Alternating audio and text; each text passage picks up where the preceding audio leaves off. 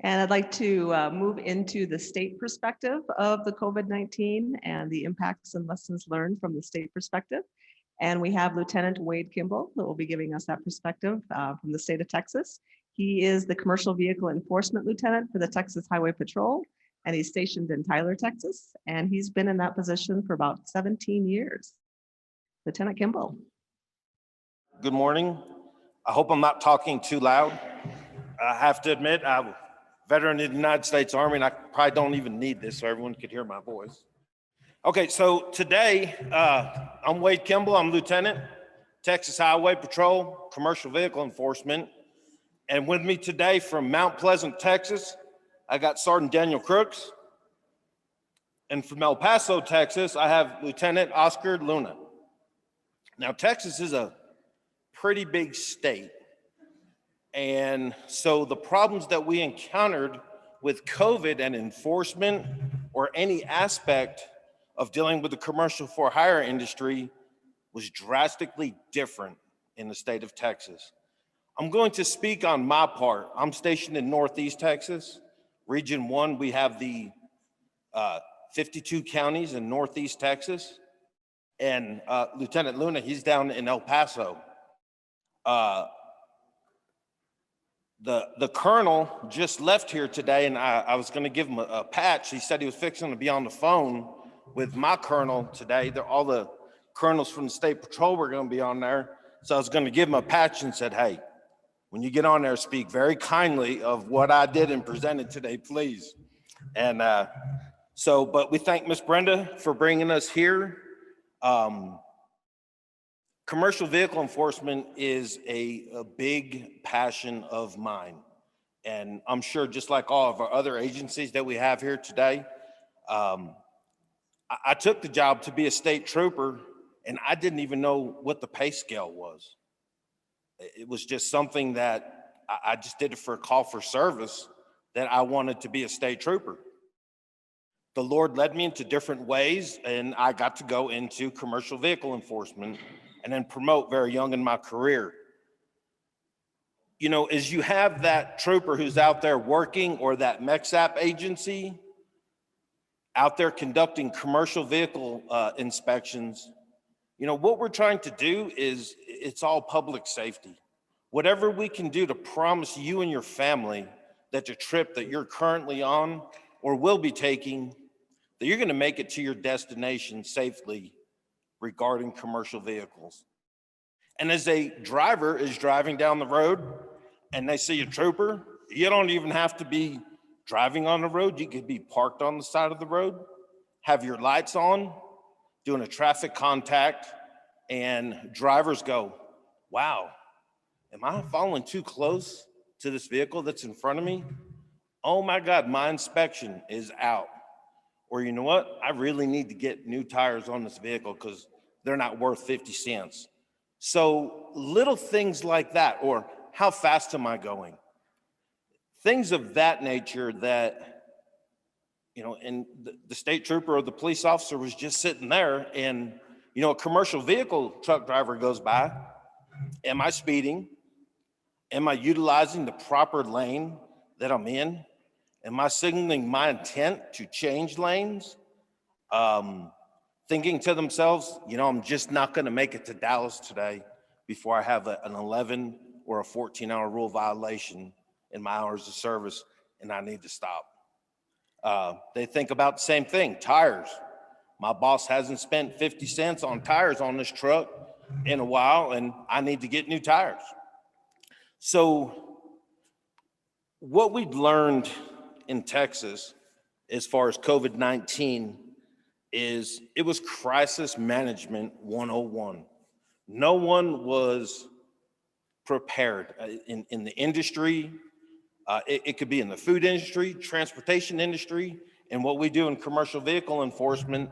That I've been in commercial vehicle enforcement for almost 20 years, and I've never seen a pandemic like this, how we had to change the way that we operated overnight. So it was a learning lesson for industry, us, because anything that you're gonna buy in the store, it was delivered by a truck. That's And, crazy. It actually, their operations had shut down, pretty much to just essential movements only. So in Texas, we have over 78,000 licensed police officers. 78,000. We have 366 commercial vehicle enforcement troopers. We have outside agencies, 247 who are certified to conduct inspections, and then our highway patrol. Some of them are able to conduct inspections. So the priority for us in the field when all the proclamations came out and the orders and things of that nature is we had to expedite that information to our enforcement personnel, to our troopers. Now, state of Texas, like I said, it's pretty big, and we only have 366 troopers. So bringing them in to maybe sit into a classroom environment or whatever to be able to put on any type of training for them for these proclamations. So we were emailing everything, getting it to them, answering questions. Each state has different declarations that were put out. Part of our job in commercial vehicle enforcement is motor carriers call us and ask questions. Now, I've been in my duty station, Sergeant Crooks, Lieutenant Luna, they've all been in their duty stations for a long time, and you get known in the industry that that's a good source of information. Well, they would call us, and I would tell them, hey, I can tell you what Texas is, but however, you get into Oklahoma, or you get one of them crazy states, New Mexico, or something like that. There ain't no telling what's gonna happen over there. So part of coming to these types of environments, these summits, last night, myself and boys, we were standing outside the hotel looking at all the good Christian people walking up and down the street. Bless their heart. And then there's a fella in this room, he's the only one with the cowboy hat on, works in New Mexico. Used to work in Texas for us, and then they stole him back. Come sneaking up, and old sergeant over here, he was about to lay him out because he wanted to sneak up on me and scare me. And it was pretty funny, but this is about networking, having an opportunity to visit and to learn from each other, to get to know people more, to look at a different perspective of it. So, there was a lack of uniformity in the declarations from registration, IFTA, CDL, oversized, overweight. And we had to ensure we got that information out accurately to all of our enforcement personnel. Now, everyone who does enforcement in here, everybody knows what a data queue is, right? So we had to take care of quite a few inspections when we did something wrong, and we fixed it. But one thing that immediately happened, like in March of last year, was there was a drastic decrease in commercial vehicle accidents due to COVID initially when it started. And, that was for passenger cars and commercial vehicles that went on in Texas. And, we are always, being in supervision of CVE, we are always educating our enforcement personnel and the public. And sometimes it's not so easy because our phones were blowing up from the commercial for-hire industry of questions that they had, and we couldn't answer all of them, from other states, because I hate that when someone calls and I say, I don't know. I can't look it up, or I'm gonna have to do some type of research and contact other states. So to give you a different perspective of how and what we'd learned in Texas from COVID, I would like to pass it off to Lieutenant Luna. He's going to explain the problems they had at the border in El Paso, because when COVID started until this day, Mexico did not slow down one bit.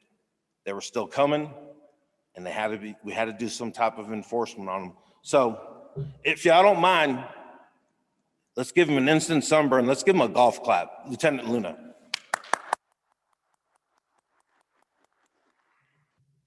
As Wade mentioned, I'm in El Paso, so give you a micro perspective of, I'm responsible for, in addition to the vast area of West Texas, I have 2 inspection facilities that are at the port of entry with Mexico. So really our perspective, nothing really changed as far as operations and dealing with operations as far as inspections. As Administrator Hernandez said, that trucks were still moving. They were transporting their finished products.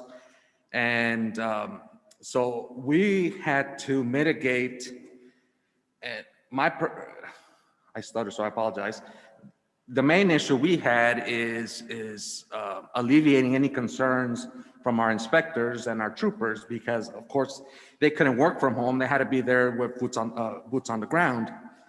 So we were still having thousands of trucks crossing through, and we had to mitigate any concerns that the inspectors were having, any concerns that the truck drivers were having as well. Because the transportation, the mitigation efforts in Mexico were a little bit different than what we had in the United States, specifically in El Paso. So our concern was providing our enforcement officers and inspectors a safe area to conduct their inspections. So while we were waiting for masks, we were out there in the open market buying masks at exorbitant prices, hand sanitizers, gloves, anything to keep them safe and to ensure that they could still provide the service that they were doing, i.e. doing inspections. So nothing really changed in the sense other than trying to alleviate any concerns. We were still working 18 hours a day as far as our inspection facilities go. Another one's open 12 hours a day. So we were still trying to conduct inspections there. Roadside, our troopers are working roadside, the same thing. They were still working and conducting inspections, albeit maintaining and using mitigating efforts for COVID, i.e. wearing masks, trying to do contactless driver interviews, or at least getting some separation and whatnot. So really, in my perspective, in a micro level in El Paso, it was business as usual, other than you wearing masks, wearing gloves, trying to not handle a lot of the stuff that the driver usually handles or hands them and whatnot.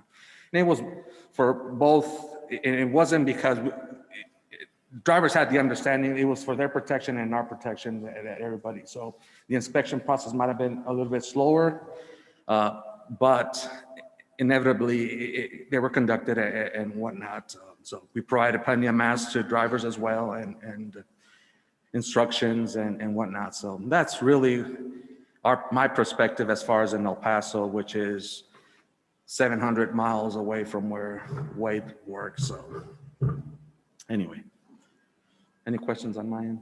No. We work close to New Mexico, so we probably had the same issues as far as that area there and whatnot. So, and I do have a good working relationship with New Mexico State Police, unlike Wade over there. So, okay. So, besides New Mexico, does anybody have a question? Stay up. Don't be raising your hand there, boy. Now, does anybody got any questions? Anything we can help, maybe that you were facing in your states that we've seen, or anything interesting that we didn't talk about that you experienced?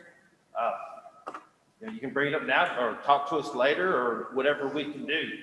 It's all one team in what we do, and it's safety, right? All right, if we don't have any questions, Uh-oh. Sorry, it's not really a question, but more of a suggestion. And there's several states that a few years ago, we started getting together for a monthly phone call. It had nothing to do with FMCSA, CVSA, or anything. It was originally started by Iowa, so it touched all the states around Iowa.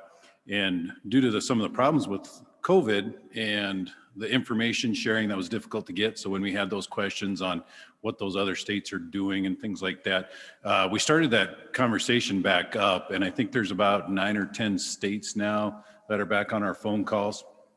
And it really helps with anything from sharing training opportunities, because we'll send people to part A and B and hazmat back and forth across states.